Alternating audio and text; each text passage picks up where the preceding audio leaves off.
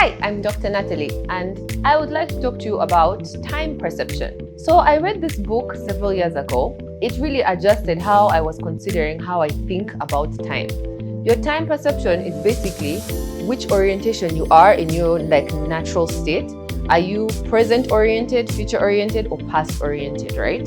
And there's been studies about how people perform based on their orientation. So there's a way you do it naturally, but you can also adjust it. Of course, the number one thing to be is present. A lot of motivational speakers or performance coaches or successful people will tell you it's about being present because what you're doing in the present moment is going to affect your future. So what the study showed is that you need to have a percentage of how you think to be future oriented. The problem is if you are too future oriented, that's how you end up with a lot of anxiety and worry because you're not in the present moment. You're constantly thinking about the future and things that haven't happened yet.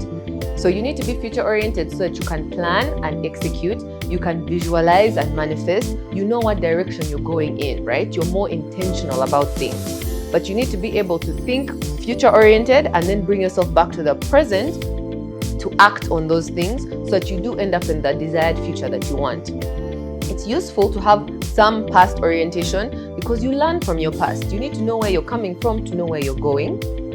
Too much of being past oriented, you know those people who are super nostalgic and the good old days were always better than today, and it makes you a bit more depressed or less hopeful, less optimistic because you think your better times were always behind you. So it's not very good for motivation. And also when you're past oriented, you're not in the present moment. You're busy reminiscing, so you're not acting on what is going to help you in the future. So everyone has all three orientations. It's just about adjusting how much time you spend in each of them. You don't want to spend too much time in the future or the past because it's going to have a negative effect on your mental health and your ability to execute in the present. Being present is challenging, but it's also the most useful thing. When you see stuff about mindfulness, about being in the moment, and about engagement, you'll be shocked at how many people live life in autopilot. When you're constantly in the future or the past, or you're scrolling and you're not engaged in where you are, that means you're not being present. And yet, your energy is most effective in the present moment. You can't affect your past in this moment, and you can't affect your future directly right now. The only thing that you have is the present moment. And learning about presence and being more present in your life is going to have a huge impact on where your life goes. You can have goals, you can have dreams, but if you're not in the present, you're living in the dream or you're living in the past, you're not going to move to any of those places because you need your present energy to drive you and to act on the things that are going to take you somewhere. But if your mental state is not in the present moment, how are you supposed to do anything? Because you need that energy here and now to actually do anything. Also, when you think about anxiety or depression or thinking that the good old days were better or one day in the future I'll have this and my life will start, that's also not a healthy attitude. If you keep thinking like that and you're not in the present moment, then it also adds a layer of stress that makes it harder for you to execute things. A lot of therapists will tell you in this moment, what is the problem? Or what can you fix right now? Right now, is there an emergency? You're panicking about something that hasn't happened, or you're upset about something that already happened. And we spend so much time and energy going over and over and over it. What could I have done differently? What could I have changed? How am I going to get there? How is it going to work out? In this moment, is there an emergency? In this moment, what can you really do? In this moment, can you fix this thing? Can you change it dramatically? Can you change what they said or who did it or the event that happened?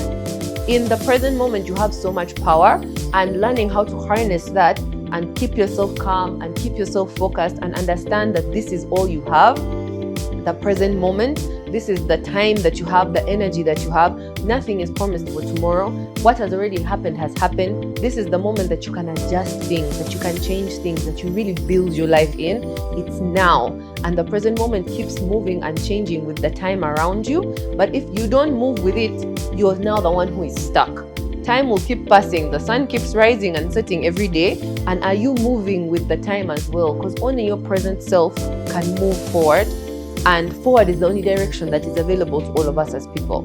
So it's interesting to see how much time do you spend in your mind in the past or in the future versus in the present. and see how much you can practice being in the present moment, putting your phone away, looking people in the eye when you speak to them, not letting your mind wander when you're in a meeting or when you're talking to someone or when you're with your friends. Now you're thinking about the traffic is going to be bad. What am I going to eat later? Did I remember to send that email? That's not being present.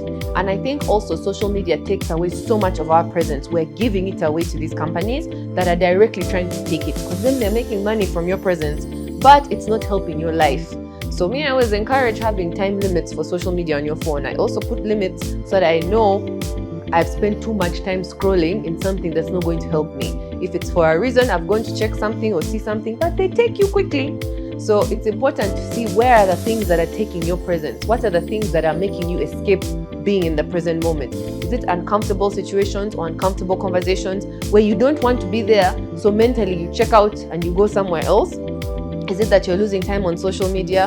Is it that you spend your weekends playing music from the past and remembering how good the good old days were?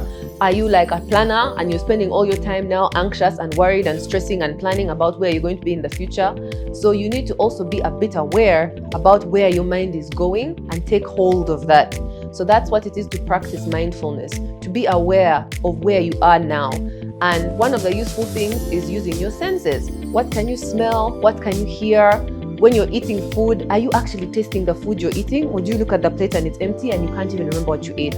So there are things you can do to sort of pull your attention back and pull your presence back, because your presence and your energy is what is going to help you to build the intentional future that you're looking for.